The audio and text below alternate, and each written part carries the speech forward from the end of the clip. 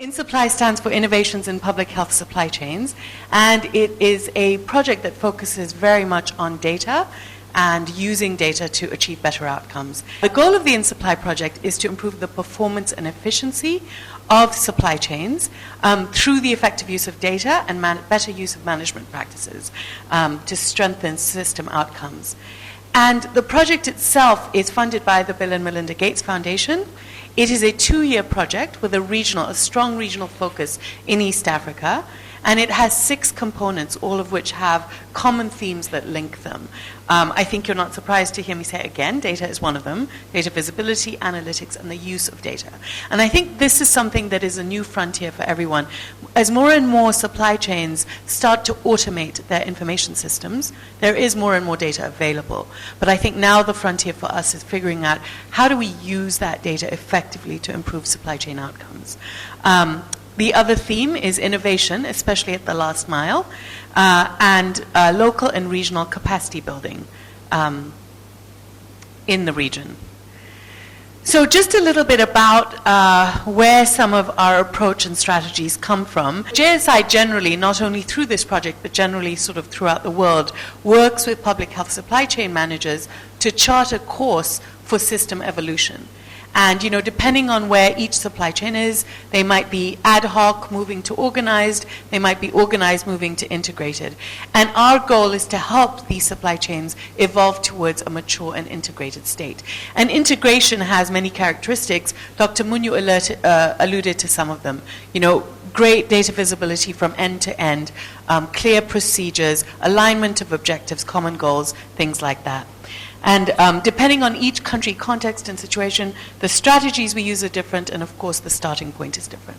The other thing we do is as we're charting this course towards an integrated state, we tap into proven best practices and private sector innovations. But we've been able to effectively customize that for public sector settings, for example, where you may not have the resources and the human resources to do exactly what the private sector does, but we borrow the principles and we design something that works for the public sector. And I think there's a lot of talk about what private sector partnerships look like, and in our experience we sort of have categorized them into 4 different approaches that we can use. And I'll share some examples of what we've done in the region to that, but maybe just to explain. So adapting from the private sector, we look at theoretical frameworks, such as the whole concept of integration is a very well-developed concept in the commercial sector, and that's our frameworks derive from some of the frameworks that IBM, Walmart, Apple, some of the big companies have put together. Analytic and operational tools, how do we translate this into something practical? And then building on technical approaches that have worked in the private sector. Contracting with the private sector, this is one that must be very familiar to many of you. It's the 3PL approach, which is the outsourcing approach. KEMSA is a leader in this area, of course. And then also 4PL. And 4PL is, when ministries recognize, for example, that supply chain may not be their core business, and they contract 4PL service providers to do roles like data analytics, run visibility and analytic networks and things like that. Collaboration with the private sector is when private sector and public sector share common goals, come together, share data or expertise to achieve that common goal.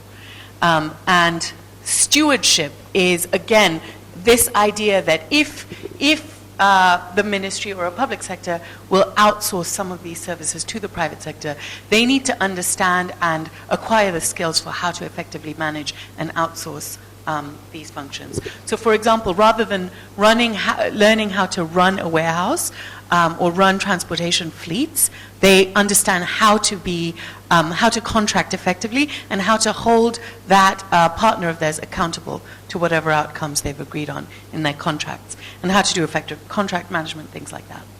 I'll break this down to more practical terms. So, for example, in Tanzania, JSI has been working with the Ministry of Health for many years to automate their logistics management information system. And this has been, I think, almost a 10-year process. The ministry adopted the eLMIS as its official national logistics management information system. And now under inSUPPLY, they have asked the project to support adding a vaccine module. So now adding service data from the vaccine program to the eLMIS. So in terms of sort of some of the achievements, it is nationally scaled and adopted by the ministry. There is data available from 5,000 health facilities, and there are a variety of commodities included in that system. And the eLMIS is sort of multifaceted. Again, we drew from examples from the private sector and made that practical for the Tanzania context. The impact has been, and one of the things we have done is create analytics and a dashboard that is very useful to managers as they look at it, to help them understand where the attention is needed and where they need to intervene. And some of the impact has been increasing reporting rates from 45% to over 90%, and that's a consistent reporting level that's been achieved, and reduction in stockouts, 10% reduction in stockouts. So, you know, it's important as we introduce some of these innovations and models that we always measure the impact and see if there's a way to improve. So that is an example of adapting from the private sector. Malawi is not necessarily East Africa, it's southern, but I thought it might be an interesting example. KEMSA has provided a very similar example. But in Malawi, for the supply chain, we contracted, or we were the integrator and the broker that sort of helped the Ministry of Health outsource the function of warehousing and transportation, but helped the ministry to acquire the skills in contract management and to understand how to work with a 3PL provider. So in terms of some of the impact that has been achieved, and this was not an overnight process by any means. I think it was something like 5 to 7 years in the making. But now the ministry is fully in charge of this initiative, and results have been very successful. So a 55% decrease in stockout rates of the malaria products, which were the first commodities to go into this system, and 100% on-time delivery. So it's working, you know, as you contract to the private sector, it's then working to figure out what are those metrics that the ministry needs to keep track of and monitor in order to make sure that this partnership has been successful and that the impact is achieved and the value has been achieved for that service that's being provided. An example of where we have worked in the area of collaborating with the private sector is around the Implants Access Program. And one of the initiatives that the Bill and Melinda Gates Foundation has done as an effort to help countries achieve Family Planning 2020 goals is to sign minimum volume guarantees with the manufacturers of implants, which initially were in short supply. And every time countries would make orders, the manufacturers would not be able to meet those orders in time. The idea of around the minimum volume guarantees, if some of you remember back to the early HIV days, is to stabilize some of the demand and say to the manufacturers, we will assure demand for this level of production. And so that meant the manufacturers could, instead of having dips and spikes and having to react to uncertain demand, it is more cost effective for manufacturers to know and estimate what their demand can be. And in return, you can negotiate lower prices because you're not paying for the uncertainty that's built into that supply chain. So the foundation negotiated this and signed these guarantees. And they then contracted JSI to help translate that global minimum volume guarantee to country-specific snapshots. And so what we do is we help link the manufacturers and funders with in-country supply chains and do a lot of work around collecting demand and use, forecasting quantification data, and even offering forecasting technical support to countries that may struggle with this so that we can provide that end-to-end visibility to the manufacturers and also help when there are still competing demands. So for example, when 5 countries put in orders together, there may not be enough global stockpile. We do analytics and use market data to basically see where those stocks should be best placed so that we can anticipate and not make sure the manufacturers can respond to the order without compromising on any one country's stock situation. So now I will get to the stewardship role, which is a really important role, and I think many countries are growing in this area. And I think I'll talk specifically about what the inSUPPLY project is doing in Kenya around this area. So one of the things, as we all know, in Kenya, devolution has has had a somewhat disruptive function on the public health supply chains. And there has been some fragmentation, both in terms of demand and supply planning. And this has led to irregular replenishment and gaps in the data management cycle.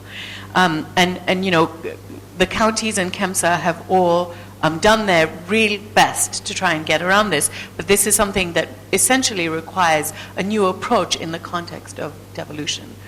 So what inSUPPLY is doing is working and partnering with 10 counties in Kenya to build their stewardship so that we can work together to ensure that they are able to manage and run responsive, customer-oriented supply chains in the post-devolution structure.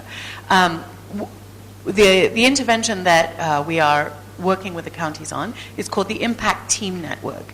And what it essentially consists of is building leaders and teams across the 10 counties, the leadership around supply chain energy and catalytic energy, and the teams that are practically oriented towards using data and a quality improvement approach to improving their supply chains. So this approach recognizes that each county has different needs and different requirements and a very different context. So you can't, with a centralized system, you might have one solution that fits everyone.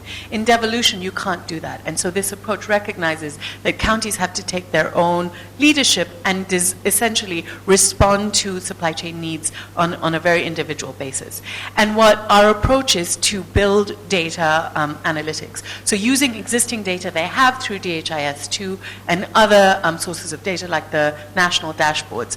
And what we are doing is working with counties to develop analytics that's as one of my colleagues from the county said to me this morning, he said the data speaks to us through these analytics, and that's essentially the view, is to understand how we can make that data actionable. How can we present it in a way that managers look at it and don't have to think for 30 minutes, what is this trying to say to me? What do I do with this data? But to make it very digestible and to help them understand what are the actions I need to take when I see the data presented this way.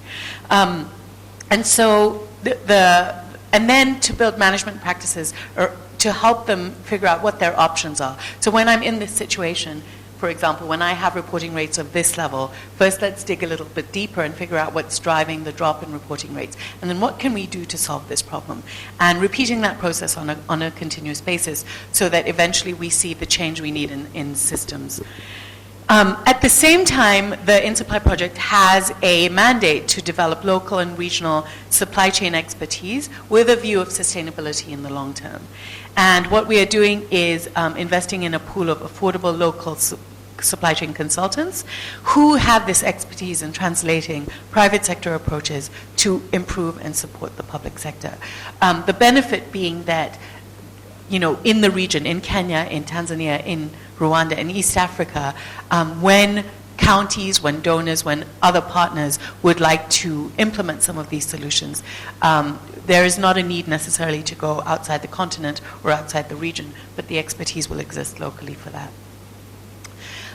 Just to explain a little bit about the Impact Team Network benefits, I wasn't able to show the impact for all the other slides. I had done that, but we're literally just getting started on that process in Kenya. But I did want to say this is not a pilot. JSI has implemented this approach in a number of different countries and across different supply chains.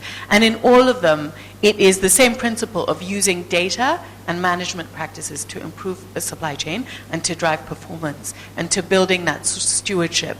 And the idea is every place that we've done that and we've taken a very context-specific approach, we have seen results. So you can see in Malawi and Myanmar, we measured through stock-out rates. And the measurements depend on the data available in country, so that's why we don't have standard indicators. So stock-out rates reduced significantly. In Rwanda, it was product availability they measured, and that improved significantly.